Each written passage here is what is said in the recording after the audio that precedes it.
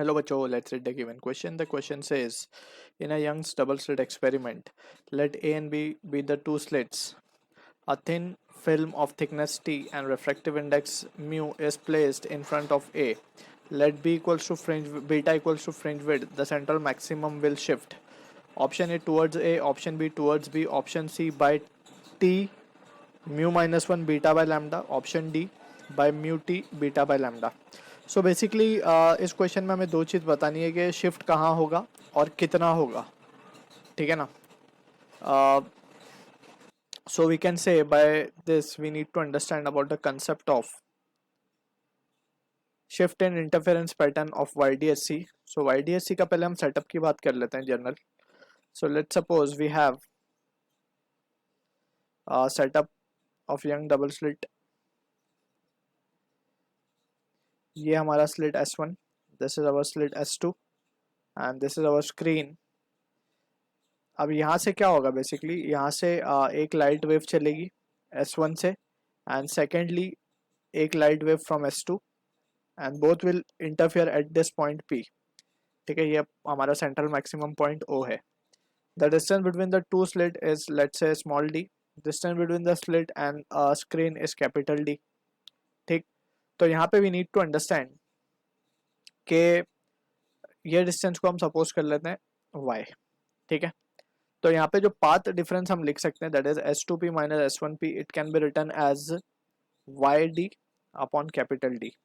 ठीक है, अब अगर in this case if we put a slab और थिन फिल्म, अगर हम एक के हमें बोला गया basically let A and B are two slits, तो हम इसको A एंड B मान लेते हैं. Let's say slit S1 S2 को हम A और B मान लेते हैं. ठीक है ना, तो ये हो जाएगा हमारा AP और ये हो जाएगा हमारा BP.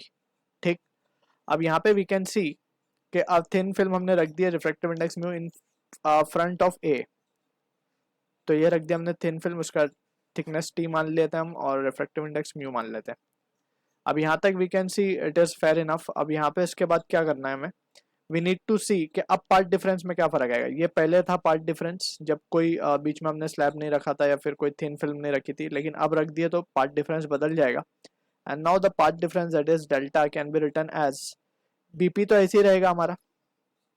ठीक है, इसके पाथ में कोई चेंज नहीं है. माइनस AP के अंदर चेंज आ रहा है, तो AP के अंदर सबसे पहले तो जो डिस्टेंस वो एयर में चलेगा वो हम लिख सकते हैं AP माइनस ऑफ T. इतना तो वो एयर में चलेगा ही. अब इसके अंदर जो थिन शीट के अंदर जो लाइट चलेगी उसका जो डिस्टेंस लिखा जाएगा दैट इज गिवन बाय, वो एडिशनल होगा, that is given by the optical path जिसे हम लिखते हैं म्यू इंटू टी. अब optical path basically air equivalent path होता है जिसमें लाइट जितना टाइम इस स्लैब या थिकनेस फिल्म के अंदर चली है उतना ही टाइम अगर वो एयर में चलती तो जो डिस्टेंस वो कवर करती है उसे हम ऑप्टिकल पाथ कहते हैं और वो डिस्टेंस होता है म्यू टी के बराबर.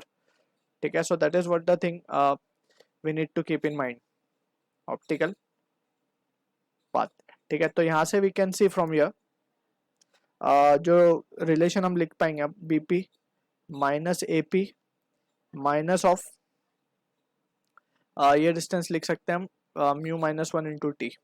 ठीक है, and that will be the path difference. ठीक है, सो अब यहाँ से we can see from the situation के BP माइनस AP तो हमारे पास क्या है एक्चुअली,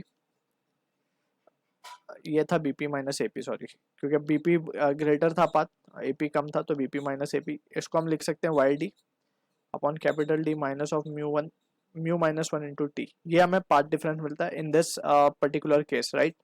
तो अब अगर हम इसको केयरफुली एनालाइज करें इस सिचुएशन को तो वी कैन से कि जो शिफ्ट आएगा, शिफ्ट हमें कैलकुलेट करना है बेसिकली. शिफ्ट कितना आने वाला है तो शिफ्ट हमें कैलकुलेट करना है. सो बेसिकली सेंट्रल मैक्सिमम कितना शिफ्ट होगा, पहले वो यहाँ था, अब कितना शिफ्ट होगा that is what y is.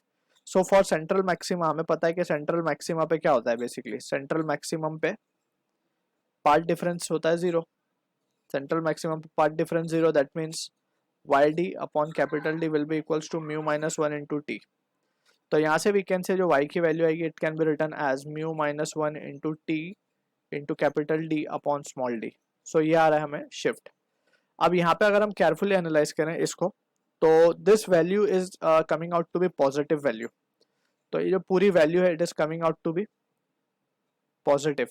Positive का मतलब है जो हमारा शिफ्ट है बेसिकली वो ऊपर की तरफ है. हमें यहाँ पे एक चीज को we need to keep in mind कि जिस रास्ते में हम स्लैब लगाएंगे शिफ्ट उसी की तरफ होगा। जैसे हमने ए की तरफ लगाया तो shift will be towards a, यानी AP basically.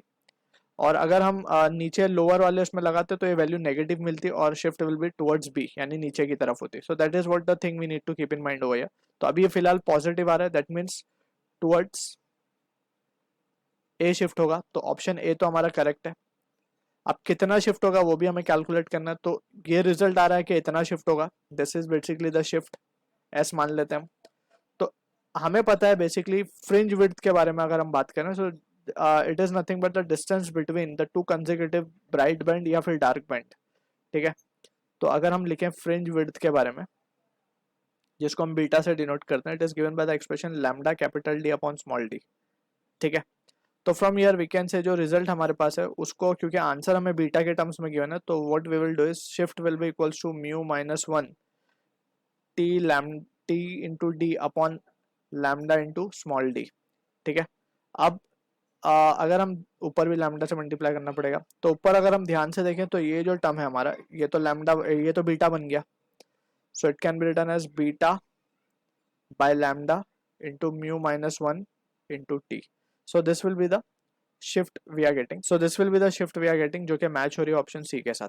I hope you understood the solution. All the best.